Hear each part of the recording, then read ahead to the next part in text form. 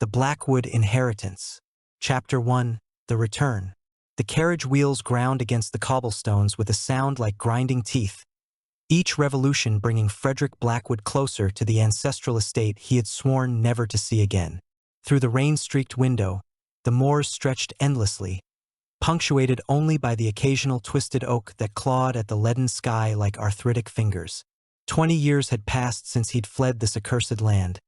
Yet the landscape remained as he remembered it, desolate, brooding, and somehow alive with malevolent intent. Frederick pulled his traveling coat tighter around his shoulders, though the chill that plagued him had little to do with the October weather. At 43, his once dark hair had begun to silver at the temples, and the lines around his eyes spoke of too many sleepless nights spent wrestling with questions that had no answers. The letter that had summoned him back crinkled in his breast pocket. 3 pages of his uncle's spidery handwriting, each word more cryptic than the last. "The time has come," Uncle Cornelius had written, "for the truth to be revealed. The feud that has poisoned our bloodline for generations must end. And you, dear nephew, are the key to its resolution. Come home, Frederick. Come and learn what really happened to your father." The mention of his father sent a familiar spike of pain through Frederick's chest. Edmund Blackwood had vanished on a fog-shrouded night when Frederick was barely 23, leaving behind only questions and a legacy of bitter hatred between the 2 branches of the Blackwood family. The official story was that Edmund had suffered a fit of madness and wandered into the bog, but Frederick had never believed it. His father had been many things: cold, distant, perhaps even cruel, but he had not been mad. As the carriage rounded a bend in the road, Blackwood Manor came into view, and Frederick felt his breath catch in his throat. The Gothic edifice rose from the landscape like a monument to some darker age, its towers and spires piercing the gloom with an almost aggressive grandeur. Gargoyles leered down from the corners of the building, their stone faces worn smooth by centuries of wind and rain, yet their malevolent expressions remained as sharp as ever. Even in daylight, though precious little of it penetrated the heavy clouds, the manor seemed to absorb light rather than reflect it, as if the very stones had been stained by the sins committed within its walls. The carriage lurched to a stop before the main entrance, and the coachman scrambled down from his perch with unseemly haste. Frederick noticed how the man's eyes darted nervously toward the manor's windows, many of which remained dark despite the early hour. The few that showed light flickered with an unsteady glow, as if the flames within struggled against some invisible wind. "Will you be needing me to wait, sir?" the coachman asked, his voice tight with barely concealed anxiety. Frederick considered the question longer than he should have. "No," he said finally, stepping down onto the gravel drive. "I suspect I'll be staying longer than anticipated." The coachman nodded curtly and wasted no time in departing, leaving Frederick alone before the imposing facade of his childhood home. He stood there for a long moment, listening to the whisper of wind through the bare branches and the distant cry of some unseen bird. The sound was mournful, almost human in its despair. The front door opened before he could approach it, revealing a figure that made Frederick's blood run cold. Mrs. Harwick, the ancient housekeeper who had terrorized him as a child, stood in the doorway like some specter from his nightmares. She had aged considerably in the intervening years. Her iron-gray hair had gone completely white, and her face was now a map of deep lines and shadows. Yet her pale blue eyes remained as sharp and calculating as ever. "Master Frederick," she said, her voice carrying the same note of disapproval it had held when he was 7 years old and tracking mud through the parlor. "Your uncle is waiting for you in the library." She turned and walked into the manor's depths without another word, expecting him to follow. Frederick hesitated on the threshold, struck by the sudden, irrational fear that crossing it would seal his fate in some irrevocable way. The interior of the manor yawned before him like the mouth of some vast beast, shadows pooling in corners and doorways despite the flickering candles that lined the walls. With a deep breath, Frederick stepped inside. The entrance hall was exactly as he remembered it, a cavernous space dominated by a grand staircase that curved upward into darkness. Portraits of long-dead Blackwoods lined the walls, their eyes seeming to track his movement with an intensity that made his skin crawl. At the far end of the hall, beneath a massive chandelier that tinkled softly in the drafts that seemed to permeate the entire structure, stood the door to the library. Mrs. Harwick had already disappeared into the maze of corridors that branched off from the main hall, leaving Frederick to make his own way. His footsteps echoed hollowly on the marble floor, each sound seeming to multiply and return to him from the shadows. As he walked, he found himself drawn to examine the portraits more closely, searching for some sign of the madness that supposedly ran in their bloodline. There was his great-grandfather, Mordecai Blackwood, whose coal-black eyes seemed to burn with inner fire. Local legend held that Mordecai had made a pact with something unholy to ensure the family's prosperity, trading his soul for gold and power. Whether or not the story was true, there was no denying that Mordecai's generation had been the beginning of the Blackwood fortune, and the beginning of the curse that seemed to follow it. Next to Mordecai hung the portrait of his twin brother, Malachi, whose face was so similar to Mordecai's that they might have been mirror images. It was Malachi's descendant, Sebastian Blackwood, who now controlled the eastern branch of the family, and with whom Uncle Cornelius had been locked in bitter conflict for as long as Frederick could remember. The feud had its roots in some ancient grievance, something about an inheritance disputed, a woman wronged, a promise broken. The details had been lost to time, but the hatred remained as fresh as ever. Frederick paused before his father's portrait, studying the familiar features with a mixture of love and resentment. Edmund Blackwood stared back at him with the same green eyes that Frederick saw in his own reflection. But where Frederick's gaze held questions and doubt, his father's held only cold certainty. Even in death, Edmund seemed to be withholding secrets, keeping his own counsel as he had in life. A soft cough from behind made Frederick spin around. Uncle Cornelius emerged from the shadows near the library door, and Frederick was shocked by the change in him. Always a thin man, Cornelius now appeared positively skeletal, his clothes hanging loose on his gaunt frame. His once proud bearing had given way to a pronounced stoop, and his hands, which had always been steady and sure, now trembled with a palsy that spoke of either great age or great fear. "Frederick, my boy," Cornelius said, his voice carrying only an echo of its former authority. "You came. I wasn't certain you would. Your letter was compelling," Frederick replied, moving toward his uncle with genuine concern. "Uncle, you look unwell. Perhaps we should postpone this discussion until you've had time to rest." Cornelius laughed, but there was no humor in the sound. "Rest? Oh, my dear nephew, I have not truly rested in 20 years. Not since the night your father disappeared. Come, we have much to discuss, and I fear time is not our ally." He led Frederick into the library, a vast room lined floor to ceiling with books that seemed to absorb rather than reflect the light from the fireplace. The air was thick with the scent of old leather and parchment, tinged with something else, something organic and unpleasant that made Frederick's stomach turn. Ancient tomes and yellowed manuscripts covered every available surface, and in the center of it all sat a massive oak desk scarred by centuries of use. Cornelius settled into the chair behind the desk with visible effort, gesturing for Frederick to take the seat opposite. Between them lay a collection of documents, photographs, and what appeared to be a leather-bound journal, its pages yellow with age. "Tell me, nephew," Cornelius began, his fingers drumming nervously on the desk surface. "What do you know of the original source of our family's disagreement with Sebastian's branch?" Frederick frowned. "Very little, I'm afraid. Father was never forthcoming about family history. I know that our ancestors, Mordecai and Malachi, were twins who came to some sort of falling out, but the details were always kept from me. Yes, your father was always protective of certain truths." Cornelius's lips curved in what might have been a smile, though it held no warmth.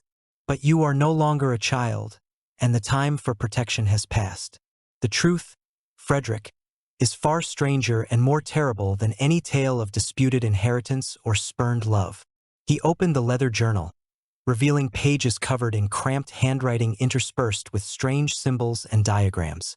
Frederick leaned forward, trying to make sense of the arcane markings, but the symbols seemed to shift and blur before his eyes, as if they were written in some script not meant for human comprehension. "This is Mordecai's journal," Cornelius continued, his voice dropping to barely above a whisper. In it, he recorded his experiments. You see, Frederick, our ancestor, was not content with ordinary success. He sought power beyond the mundane, knowledge beyond the natural world. And in his seeking, he found something that should have remained lost. A chill ran down Frederick's spine that had nothing to do with the drafts that seemed to permeate the manor. Uncle, surely you don't believe in such things. This is the 19th century, not the Dark Ages. Cornelius's laugh was bitter. Oh, my boy, how I wish it were that simple. How I wish I could dismiss it all as the ravings of a madman or the superstitions of a bygone era. But the evidence is undeniable. He turned several pages in the journal, stopping at an entry dated October 31st, 1743. The writing here was different. More frantic, the letters sharp and angular as if carved with a knife rather than written with a pen. Read it, Cornelius commanded. Frederick leaned closer, struggling to decipher the archaic script. As he read, his face grew pale. The ritual is complete.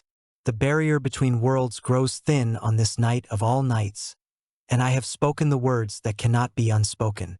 The entity that answered my call. God in heaven, what have I done? Promised knowledge, power, dominion over my enemies, but the price it demands is beyond imagining. It wants not gold or land or even my soul. It wants blood, Blackwood blood. A tithe paid in each generation until the family line dies out or the debt is settled in full. Malachi suspects what I have done. He speaks of consulting the village priest, of bringing in someone versed in such matters to undo what I have wrought. Fool! Does he not understand that there can be no undoing? The pact is sealed, the price agreed upon. All that remains is to ensure that the burden falls upon his line rather than mine. The entity cares not which branch of the family tree bears the fruit of sacrifice, only that the harvest is reaped when due. I have planted the seeds of discord between us. A few whispered words, a forged letter, evidence planted where it will be found. It is remarkably easy to turn brother against brother when jealousy and ambition are already present. By All Saints' Day, Malachi will believe me a thief and a betrayer, and the split will be complete. Let his descendants bear the curse. Let my line prosper while his withers and dies. The entity showed me visions of what is to come, generations of hatred, brother turning against brother, cousin against cousin. Blood spilled not in sacrifice but in rage, each death strengthening the bond between worlds. It feeds on our discord as much as our deaths, growing stronger with each passing year until the time comes for the final accounting. May God forgive me for what I have done. May he forgive me for what I am about to do. Frederick sat back in his chair, his hands shaking. This is madness. You cannot seriously believe that our ancestor made a pact with some demonic entity? Cornelius finished. That he cursed both branches of our family to generations of hatred and death? Look around you, Frederick. Count the bodies. Your great-uncle Marcus, found hanging in his study with no note or explanation. Your cousin William, dead at 25 when his horse threw him into the bog. Your father's brother Thomas, who supposedly shot himself while cleaning his pistol. And your father, vanished without a trace on the anniversary of Mordecai's ritual. Coincidence, Frederick said, but his voice lacked conviction. Is it? And what of Sebastian's branch? His grandfather died in a duel with your grandfather over what? A perceived slight at a county dance. His father succumbed to a fever that no doctor could identify or treat. His brother drowned in the Blackwater River during a flood that never touched any other part of the county. Cornelius leaned forward, his eyes burning with desperate intensity. Don't you see, nephew? We have been dancing to the tune of this thing for over a century. Every slight, every grievance, every act of violence between our families has been orchestrated by something that feeds on our hatred like a spider feeds on flies. Frederick rose from his chair and walked to the window, staring out at the bleak landscape. In the distance, he could see the ruins of the old chapel where his ancestors were buried, its broken spire reaching toward the gray sky like an accusatory finger. Even if I were to accept this fantastic tale, he said slowly, what does it matter now? Father is dead, Sebastian and I have no contact, and the feud seems to have died with the previous generation. Has it? Cornelius asked. Tell me, Frederick, why did you never marry?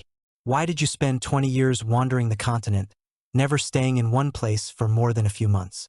What drove you to flee this place as if the very devils of hell were at your heels? The questions hit too close to home, and Frederick turned back to face his uncle with anger flashing in his eyes.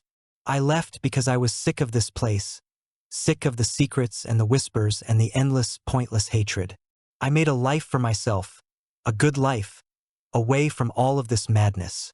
And yet here you are, Cornelius said softly, called back by a letter, just as your father was called out by a message that arrived the night he disappeared. Just as I was called to the bog 20 years ago by a note that bore his handwriting. Frederick's blood turned to ice. What are you saying? Cornelius opened a drawer in the desk and withdrew a yellowed piece of paper. Even from across the room, Frederick could see the familiar script. Your father didn't write this, Cornelius said. I know because I found it in his study after he vanished. The real note, the one that lured him to his death, was something else entirely.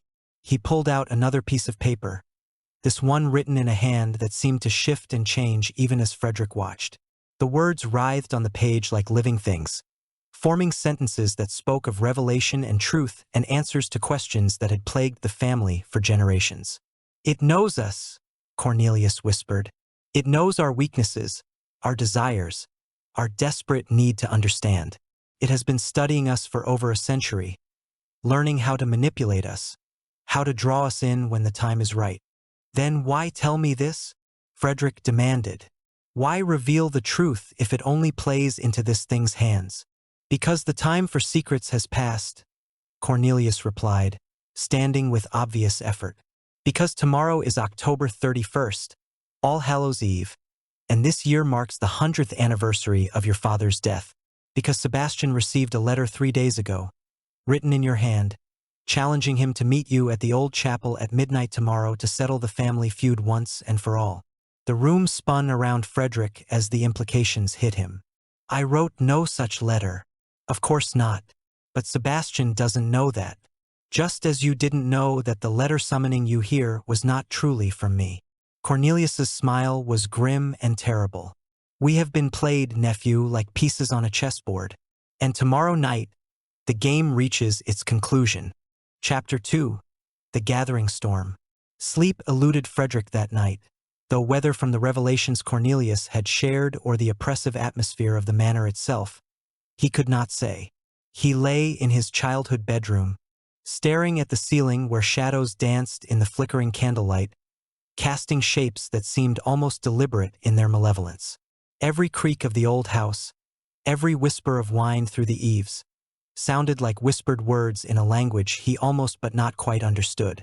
When dawn finally broke, gray and sullen through the heavy curtains, Frederick rose and dressed with mechanical precision. The events of the previous evening seemed almost like a fever dream in the pale morning light. Yet the weight of dread in his chest told him that every word Cornelius had spoken was true. He found his uncle in the dining room, picking at a breakfast that consisted mainly of strong coffee and what appeared to be bread that had seen better days. Mrs. Harwick was nowhere to be seen, though Frederick could hear her moving about somewhere in the depths of the house, her footsteps echoing with the same disapproving rhythm he remembered from his youth. "Did you sleep?" Cornelius asked without looking up from his plate. "No." Frederick poured himself coffee from the tarnished silver service, noting how his hands shook slightly as he lifted the cup. "Uncle, I've been thinking about what you told me. Even if I accept that our ancestor made some sort of arrangement, surely there must be a way to break it. In all the stories, there's always a way." Cornelius's laugh was hollow. "Stories, yes, but this is not a story, nephew. This is our life, our curse, our burden. Do you think I haven't spent 20 years searching for a way out? Do you think I haven't consulted every book on the occult, every expert in supernatural matters, every priest and scholar and charlatan who claimed to have knowledge of such things?" He gestured toward the library, where Frederick could see stacks of books and papers covering every surface. I have read accounts of similar pacts, studied the history of our family going back to the Norman conquest, even traveled to Rome to consult with Vatican scholars who specialize in unusual cases. The conclusion is always the same. The pact was sealed in blood and witnessed by powers beyond our understanding. It cannot be broken by human will alone. Then what do you suggest we do? Frederick asked, though he feared he already knew the answer. We wait, Cornelius said simply. We wait for tonight, and we hope that when the time comes, we have the strength to face whatever awaits us with dignity. And Sebastian? Do we warn him? I tried 3 days ago. Sent a messenger with a letter explaining everything. The man returned the next morning with the letter unopened and a message that Sebastian would see no communication from this branch of the family until our business was concluded at the chapel. Frederick slammed his cup down on the table, coffee sloshing across the white tablecloth like spilled blood. This is insane. We're talking about walking into what amounts to a trap, armed with nothing but the knowledge that we're being manipulated. Would you prefer to go in blind? Cornelius asked. Would you rather face whatever is waiting for us at the chapel without understanding its nature or its purpose? Before Frederick could answer, a commotion outside drew their attention. Through the dining room windows, they could see a carriage approaching at breakneck speed, its horses lathered with sweat and foam. The driver pulled up before the main entrance with a spray of gravel, and a figure emerged from within. A tall, lean man dressed in black, his movements sharp and predatory. Sebastian? Frederick breathed, recognizing his cousin despite the 20 years that had passed since they'd last met. If anything, Sebastian Blackwood had grown more imposing with age. His dark hair now shot through with silver, his angular features sharpened by time and what looked like considerable hardship. As he strode toward the manor's entrance, Frederick could see that he carried himself like a man prepared for war. Mrs. Harwick appeared to answer the door, her usual disapproving expression deepening as she took in the identity of their unexpected visitor. Through the thin walls of the old manor, they could hear Sebastian's voice, cold and clipped with barely contained rage. I know they're here, woman. Stand aside. The dining room door burst open moments later, and Sebastian strode in like an avenging angel. His dark eyes swept the room, taking in the scene before settling on Frederick with an intensity that was almost physical. When he spoke, his voice carried the same authority that Frederick remembered from their youth, though it was now tinged with something darker. Cousin, he said, the word dripping with contempt. 20 years since you fled like a thief in the night, and now you dare to send me challenges? You dare to speak of settling our family's business. Frederick rose from his chair, noting that Sebastian's hand rested casually on the head of a walking stick that appeared to be weighted for purposes other than mere support. Sebastian, I sent no challenge. I received a letter myself, supposedly from Uncle Cornelius, summoning me here to learn the truth about our father's deaths. More lies. Sebastian's lips curved in a humorless smile. Do you take me for a fool? Your letter was quite specific. Midnight at the old chapel, weapons of our choosing, winner takes all of the family holdings and secrets. Very dramatic. Very much in keeping with the theatrical nature you displayed as a child. Cornelius cleared his throat, drawing Sebastian's attention for the first time. Nephew, and yes, you are my nephew as much as Frederick is. Perhaps you should sit down. There are things you need to know, things that cast recent events in a very different light. Sebastian's eyes narrowed as he took in his uncle's appearance. My God, old man, you look half dead. What has this place done to you? The same thing it's done to all of us, Cornelius replied wearily. It has worn us down, bit by bit, generation by generation, until we are nothing but shadows of ourselves. Please, Sebastian, sit. Let me tell you what I told Frederick last night. For a moment, Sebastian's facade of cold control cracked, revealing something almost like vulnerability beneath. Then the mask slipped back into place, and he moved to the chair Cornelius indicated with the fluid grace of a predator. Very well, he said, though his hand never left his walking stick. But I warn you both, if this is some elaborate trap, you will find me better prepared than my ancestors were." Cornelius spent the next hour recounting everything he had told Frederick the previous evening, producing Mordecai's journal and the various pieces of evidence he had collected over the years. Sebastian listened in silence, his expression growing darker with each revelation. When Cornelius finished, the three men sat in a silence that was broken only by the ticking of the grandfather clock in the corner and the whisper of wind through the eaves. Finally, Sebastian spoke. "You expect me to believe that our ancestor made a pact with some demon? That our families have been dancing to the tune of supernatural forces for over a century?" "Look at the evidence," Cornelius said. "Look at the pattern of deaths, the timing of the tragedies, the way our hatred for each other has been carefully cultivated and maintained across generations. Can you honestly tell me that it all seems like mere coincidence?" Sebastian was quiet for a long moment, his fingers drumming against the head of his walking stick. When he looked up, there was something different in his eyes, a haunted quality that spoke of secrets of his own. "3 nights ago," he said slowly, "I was working late in my study when I heard something, a sound like scratching at the windows, though we are 3 stories up and there are no trees close enough to the house. When I went to investigate, I found frost covering the glass despite the mild weather. And in that frost," he paused, swallowing hard. "In that frost there were words, written in a language I didn't recognize, yet somehow I understood their meaning." "What did they say?" Frederick asked, though he wasn't certain he wanted to know the answer. "The time of reckoning draws near. The debt will be paid in blood, as was promised long ago." Sebastian's voice dropped to barely above a whisper. "I dismissed it as a dream, a hallucination brought on by too much work and too little sleep. But then your letter arrived, and the timing seemed significant." Cornelius nodded grimly. "It has been building to this for months, perhaps years. I felt it growing stronger, more active. Objects moving in the night, voices in empty rooms, shadows that fall in the wrong directions. Whatever Mordecai awakened, it knows that the time is right." "But why now?" Frederick asked. "Why, after all these years, is it finally calling in the debt?" "Because the family is dying out," Sebastian said, the realization dawning on his face. "Look at us, 3 old men with no heirs, no wives, no children to carry on the bloodline. I suspect that was always the plan. Let us destroy each other through hatred and violence. Let us die without issue. And when the last Blackwood falls, the entity is free to collect whatever it was truly promised." The truth of it settled over them like a funeral shroud. They had been carefully herded toward this moment, their choices and actions guided by something that had been planning their destruction for over a century. Every feud, every act of violence, every death in their family had been a step toward this final confrontation. "So what do we do?" Frederick asked. "Do we simply not go to the chapel tonight? Do we try to break the pattern by refusing to play the game?" "I don't think we have a choice," Cornelius said.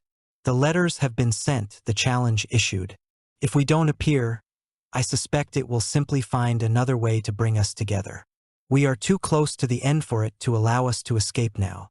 Sebastian stood abruptly, pacing to the window to stare out at the bleak landscape. "There may be another way," he said after a moment. "In my grandfather's papers, I found references to a binding ritual, something that could theoretically contain or banish the entity that our ancestor summoned. But the cost? What cost?" Frederick demanded. "It requires a willing sacrifice," Sebastian said without turning around. "One of Blackwood blood, given freely to seal the breach between worlds. A life for a life, as it were." The room fell silent again, the weight of Sebastian's words settling over them like lead. Outside, the wind had begun to pick up, rattling the windows and sending dead leaves skittering across the grounds. Storm clouds were gathering on the horizon, promising a tempestuous night.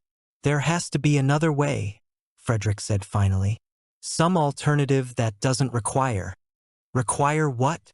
Sebastian turned from the window, his face set in hard lines. "That one of us die to save the others? That someone finally pay the price that has been deferred for so long?" He laughed bitterly. "Perhaps it's fitting.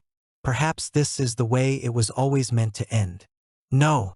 The voice came from the doorway, and all three men turned to see Mrs. Harwick standing there, her ancient face carved with deep lines of fear and sorrow. Forgive me for listening, but these old walls are thin, and I have served this family too long to ignore what I heard. She moved into the room with the careful steps of one who knows her bones are brittle and her time is short. There is another way, she continued, a way that your uncle has not told you about because he fears the cost to himself. Cornelius paled. Mrs. Harwick, please. No, sir. They have a right to know. She turned to face Frederick and Sebastian, her blue eyes bright with unshed tears. The binding ritual exists, yes, but it does not require a willing sacrifice of Blackwood blood. It requires the willing sacrifice of one who has served the family faithfully, one whose life has been given in service to those cursed by the original sin. The implications hit Frederick like a physical blow. You can't mean. I have served this family for 60 years. Mrs. Harwick continued quietly. I have watched 3 generations of Blackwoods destroy themselves and each other, have cleaned up after their violence and their madness, have kept their secrets and tended their wounds. If my death can end the curse that has poisoned this bloodline, then it is a small price to pay.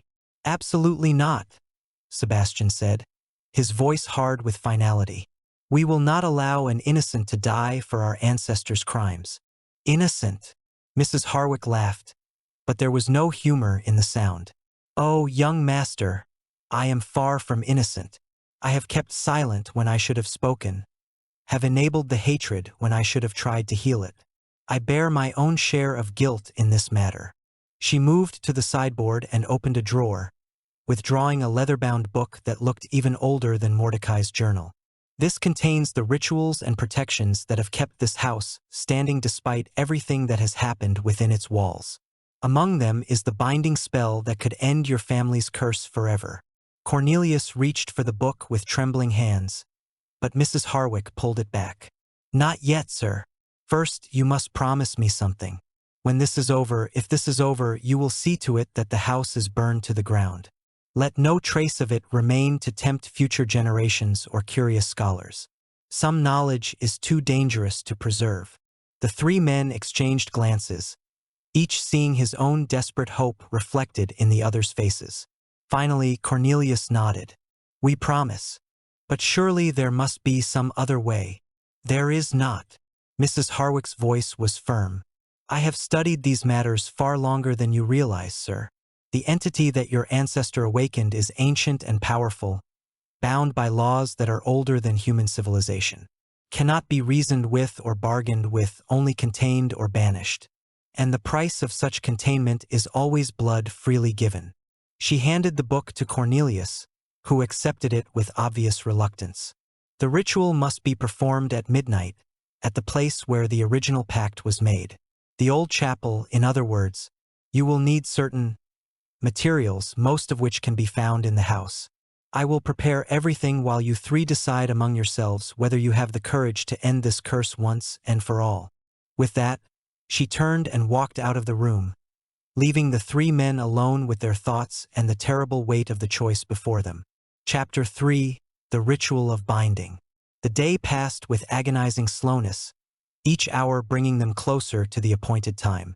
Cornelius spent most of it studying the ancient book Mrs. Harwick had provided, his lips moving silently as he worked his way through the archaic Latin and stranger symbols that comprised the binding ritual. Sebastian and Frederick, meanwhile, found themselves walking through the manor like ghosts, examining the portraits of their ancestors and trying to understand how their bloodline had come to such a pass. As afternoon faded into evening, Mrs. Harwick appeared with a collection of items that made Frederick's skin crawl. Candles made from some waxy substance that was certainly not beeswax, a silver chalice tarnished black with age, bundles of herbs that gave off an acrid scent when burned, and a knife whose blade seemed to absorb light rather than reflect it. She arranged these items in a cloth bag with the care of one preparing for a sacred ceremony.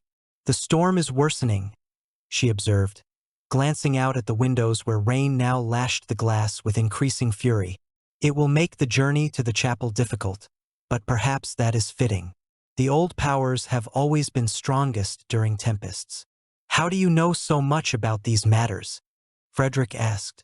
He had been wondering about this all day, troubled by the depth of knowledge the elderly housekeeper displayed. Mrs. Harwick paused in her preparations, her hands stilling on the cloth bag. "Because, young master, I am not merely a servant in this house. I am the last of a line of guardians, women who have watched over the Blackwood family for generations, trying to minimize the damage caused by your ancestors' folly."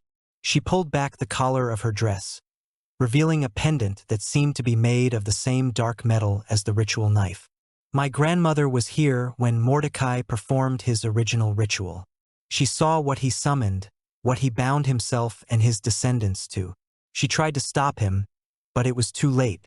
The best she could do was establish protections, wards and bindings that would keep the entity from taking more than its due. That's why the deaths were always isolated," Sebastian said, understanding dawning on his face. "Why the entity never simply slaughtered the entire family at once." "Precisely. But those protections are failing now, worn down by time and the approaching culmination of the pact.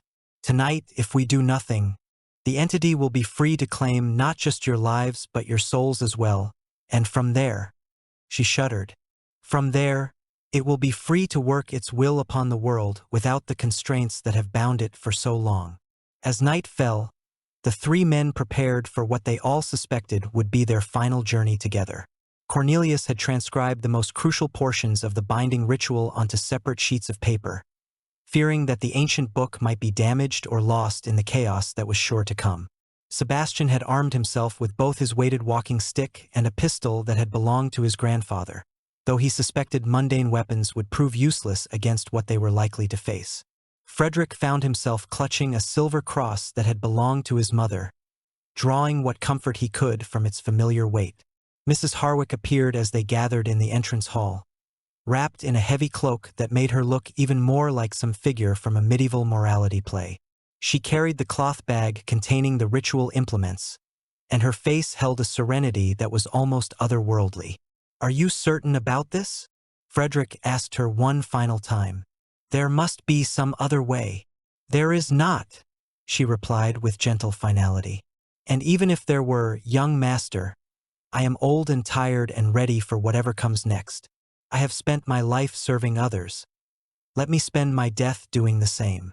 The storm had reached its full fury by the time they left the manor, the wind howling like a living thing and the rain falling in sheets that made it almost impossible to see more than a few feet ahead. They had decided to walk rather than risk a carriage on the treacherous path that led to the old chapel, and the journey became an ordeal that tested their resolve at every step.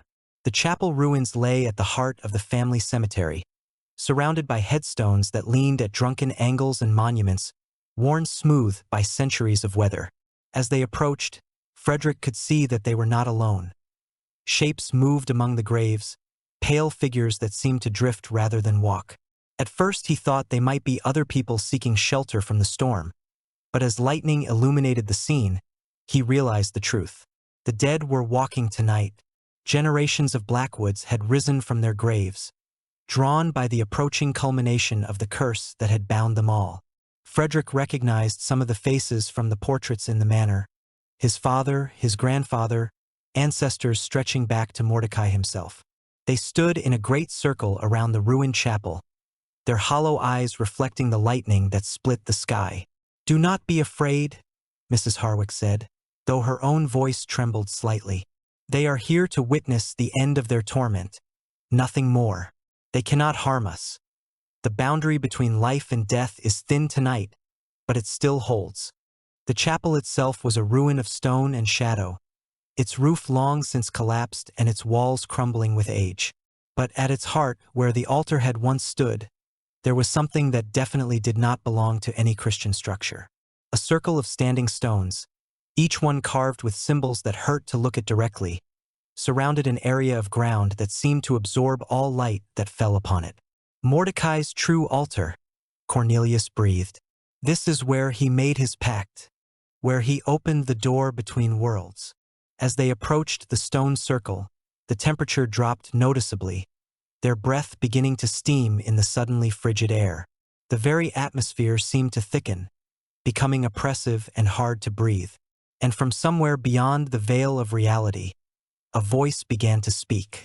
It was not heard so much as felt, a vibration that seemed to come from the earth itself and resonate in their bones. The words were in no language Frederick recognized, yet somehow their meaning was clear. The time has come. The debt will be paid. Let the last of the Blackwood blood spill upon this unhallowed ground, and let the covenant be fulfilled. Now, Mrs. Harwick said, setting down her bag and beginning to remove the ritual implements. We must begin now, before it grows strong enough to stop us. The three men positioned themselves at points around the stone circle while Mrs. Harwick began the preparation. She lit the strange candles with matches that flared unnaturally bright, their flames burning with colors that had no names. The acrid smoke from the burning herbs filled the air, making them all dizzy and disoriented. And through it all, the voice from beyond continued its alien chanting, growing louder and more insistent with each passing moment. Cornelius began to read from the ritual text, his voice shaking but determined. The Latin words seemed to have a physical weight to them, causing the very air to vibrate with each syllable. But he never specified that it had to be unwilling, or that it had to be his own descendants. Mrs. Harwick has served our family faithfully for decades. By the old laws, she is as much a Blackwood as any of us. The entity paused, and for a moment the only sound was the howling of the wind and the distant rumble of thunder. When it spoke again, there was something almost like amusement in its alien voice. Clever, very clever. You seek to use the law against me, to turn the very words of the compact to your advantage. But there is still the matter of the binding. Even if I accept this substitution, who will perform the ritual that seals the breach between worlds? We will, Frederick said, though he wasn't entirely certain what he was agreeing to. All three of us together, our combined will focused on a single purpose. 3 voices where one would suffice.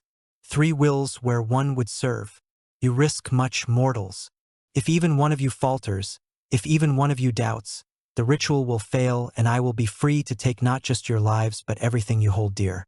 The ghostly figures surrounding the chapel began to move, pressing closer to the stone circle. Frederick could see his father among them now, Edmund's spectral form more solid than the others. The ghost of his father looked directly at him, and for the first time in Frederick's memory, Edmund's expression held something approaching approval. We understand the risks, Cornelius said, his voice growing stronger as he spoke. But we also understand that this ends tonight one way or another. Either the curse is broken and our family is free, or we all die and take our secrets with us. The entity laughed, a sound like breaking glass and screaming wind. So be it. Let the ritual commence. Let the guardian's blood seal what was opened, and let the breach be bound with chains of will and word and WIRD. But know this, mortals, if you succeed, you will be the last of your line. The Blackwood name will die with you, and your legacy will be nothing more than a cautionary tale told in whispers. Better that than to let this evil continue, Sebastian said firmly. Mrs. Harwick stepped into the center of the stone circle, the silver chalice gleaming in her hands. She looked at each of the 3 men in turn, her eyes bright with tears but her expression resolute. Remember me kindly, she said simply, and remember that some prices are worth paying. She raised the ritual knife, its dark blade reflecting the otherworldly light that emanated from the ground. But before she could complete the sacrifice, something unexpected happened. The spectral figure of Edmund Blackwood stepped forward, passing through the stone circle as if it were made of mist. His ghostly form solidified slightly as he approached Mrs. Harwick, and when he spoke, his voice carried clearly despite the howling wind. No, he said firmly, this debt is mine to pay. It has always been mine to pay. The entity's attention snapped to Edmund with surprise and something that might have been respect. The dead cannot satisfy the covenant, ghost. Your time has passed, your blood grown cold. But I am not truly dead, am I? Edmund replied, moving to stand beside Mrs. Harwick. I have been kept in limbo for 20 years, neither fully alive nor fully departed. Held by this place, by this curse, by the very entity that now demands payment. Frederick stared at his father's ghost, understanding beginning to dawn. "Father? You've been here all this time." "Trapped?" Edmund confirmed, his spectral gaze meeting his son's. "Caught between worlds, watching as the curse prepared for its final harvest. I have seen what comes next, Frederick. If this entity is freed completely, if the last barriers fall, it will not stop with our family. It will spread across the world like a plague, consuming everything in its path." He turned back to the entity, his form growing more solid with each word. "You made an error 20 years ago. You thought to claim me before the appointed time, to break your own rules for the sake of immediate gratification. In doing so, you created a loophole, a way for the debt to be paid without the destruction of the innocent. Impossible. You are dead, mortal.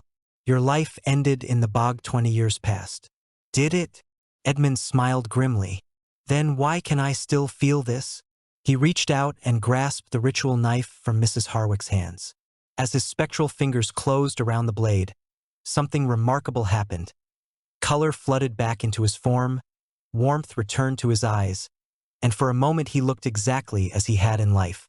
"The moment of death," he explained, raising the knife to his own throat. "Still deferred, still unclaimed. Let me complete what was begun 20 years ago. Let my willing death pay the debt that my ancestor incurred, and let this nightmare end." "Father, no." Frederick lunged forward, but Sebastian caught his arm. "Let him finish," his cousin said quietly. "This is what he came back to do." Edmund looked at his son with an expression of love and regret. "I'm sorry, Frederick. Sorry for all the secrets, all the coldness, all the years when I should have been a better father. I was trying to protect you from this burden, but in doing so, I only made things worse." He drew the blade across his throat in one swift motion, and ethereal blood, glowing with the same phosphorescent light that emanated from the ground, began to flow. As it dripped into the silver chalice Mrs. Harwick held, the entity let out a roar of rage and frustration that shook the very stones of the chapel. "No, this was not the agreement. The blood must be of the living, freely given by choice, not taken by one already claimed." "But I am alive," Edmund said, his voice growing fainter as his spectral blood continued to flow. "Held in limbo by your own greed, caught between death and life by your violation of the original compact. My death freely chosen, my blood freely given. The debt is paid in full." The entity writhed and thrashed, its form becoming less solid as Edmund's blood filled the chalice. The ghostly figures surrounding the chapel began to fade, released from their earthly bonds as the curse that had held them finally broke. Even the storm seemed to be abating, the wind dying down and the rain gentling to a soft patter. "The binding," Cornelius said urgently. "We must complete the binding while it's weakened." The three men joined hands around the stone circle, their voices joining in the ancient words of the ritual. As they spoke, the entity's form became more and more insubstantial, drawn inexorably back toward whatever realm it had originally come from. Its voice, when it spoke one final time, was filled with impotent rage. "This is not the end, mortals. The old powers still exist, still hunger for what this world offers. Others will come, others will bargain for power they cannot comprehend. And when they do..." The voice cut off abruptly as the last word of the binding ritual was spoken. The entity collapsed in on itself like a deflating balloon, drawn back through the breach between worlds with a sound like rushing wind. The phosphorescent glow faded from the ground. The strange candles guttered and died, and suddenly the chapel was nothing more than an ordinary ruin on a stormy night. Edmund's form began to fade as well, his purpose finally fulfilled. But before he disappeared completely, he looked at his son one last time. "Live, Frederick," he said softly. "Live well, and let the Blackwood name die with dignity. Some legacies are best left uncontinued." And then he was gone, truly and finally at peace. Chapter 4: Dawn of a New Age. The three survivors stood in the ruins of the chapel for a long time after the entity's banishment, each lost in their own thoughts. Mrs. Harwick had collapsed to her knees, overcome by exhaustion and relief, while Cornelius leaned heavily against one of the standing stones, his face gray with fatigue. Sebastian stood apart from the others, staring at the place where the breach between worlds had been sealed. "Is it over?" Frederick asked finally, his voice hoarse from the ritual. "I believe so," Cornelius replied, though he sounded uncertain. "The binding seemed to hold, and the entity is gone. But—" He gestured at the stone circle, where scorch marks now marred the ancient symbols. "There may be consequences we haven't considered. Powers this old and this strong don't simply disappear without leaving traces." As if in response to his words, a new voice spoke from the shadows at the edge of the chapel. But this one was entirely human, entirely mundane. Consequences indeed. They turned to see a figure approaching through the cemetery. A middle-aged man in clerical robes, his face lined with weariness and concern. Behind him came several other men, some carrying what appeared to be official documents and seals. "Father Cromwell," Mrs. Harwick said, struggling to her feet. "I wasn't certain you would come. When you sent word that the Blackwood curse was reaching its culmination, I had little choice," the priest replied. "The church has been watching this situation for decades, waiting for either resolution or catastrophe." He looked around the chapel, taking in the scorch marks, the extinguished candles, and the general air of supernatural aftermath. "From the evidence, I would say you chose resolution. The question now is what comes next." One of the men with him stepped forward, producing an official-looking document. "By order of Her Majesty's government and with the blessing of the Church, this property is to be cleansed and consecrated.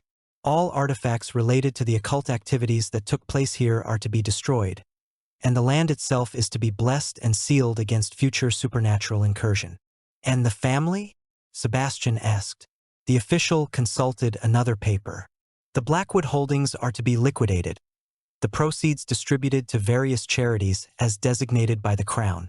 The family name will be officially recorded as extinct, though the 3 surviving members are free to adopt new identities and make new lives for themselves elsewhere." It was, Frederick realized, exactly what his father's ghost had requested.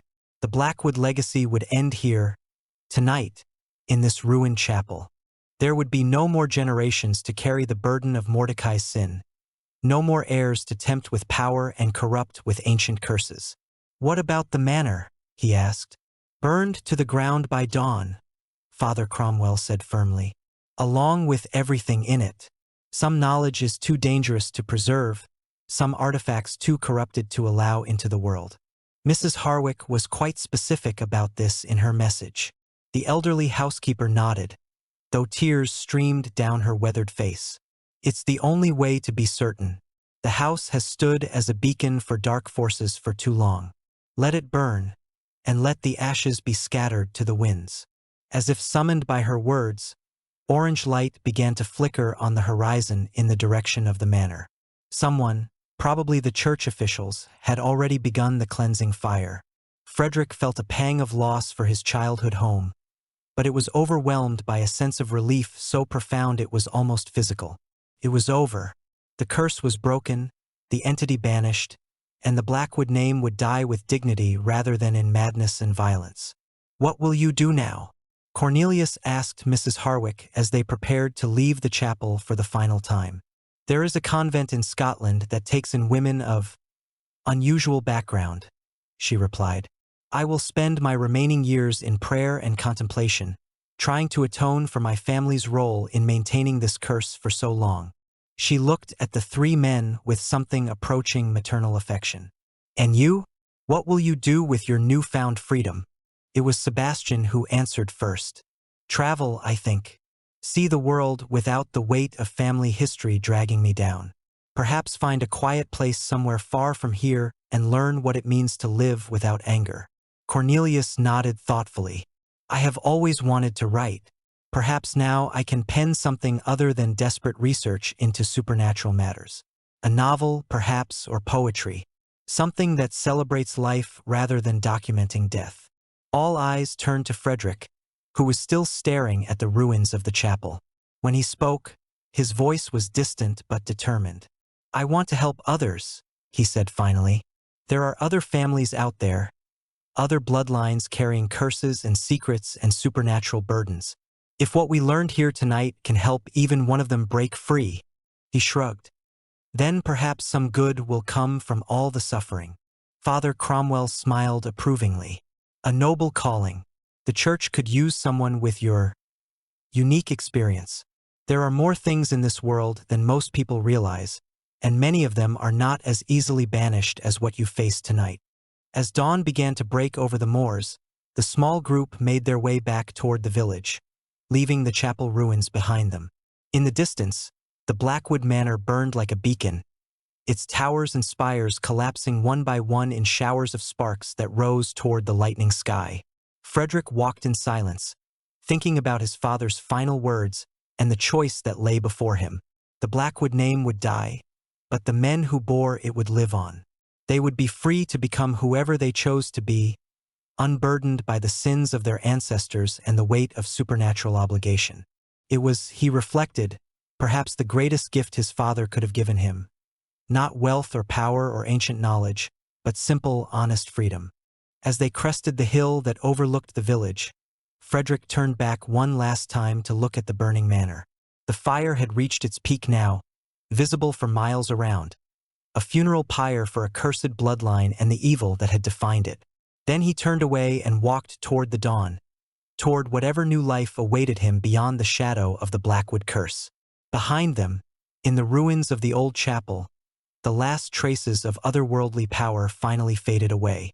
The stone circle cracked and crumbled, the ancient symbols worn smooth by a wind that seemed to blow from everywhere and nowhere at once. By the time the sun had fully risen, nothing remained but ordinary stones in an ordinary graveyard, unremarkable in every way. The Blackwood curse was finally, irrevocably, ended. But in the depths of certain ancient texts, locked away in the Vatican's most secret archives, scholars would find mention of the Blackwood incident in the years to come. They would read of a family that had carried darkness for generations before finally finding the strength to cast it aside, and some among them would nod in recognition. For the world holds many such families, and many such curses, and the battle between light and darkness is never truly won, only held in balance by the courage of those willing to stand against the night. And sometimes, when the wind is right and the moon is dark, travelers passing through the moors where Blackwood Manor once stood report hearing voices on the wind. Not the whispers of malevolent entities or the cries of tortured souls, but something far more remarkable. The sound of laughter, free and genuine and completely human. The laughter of the dead, finally at rest.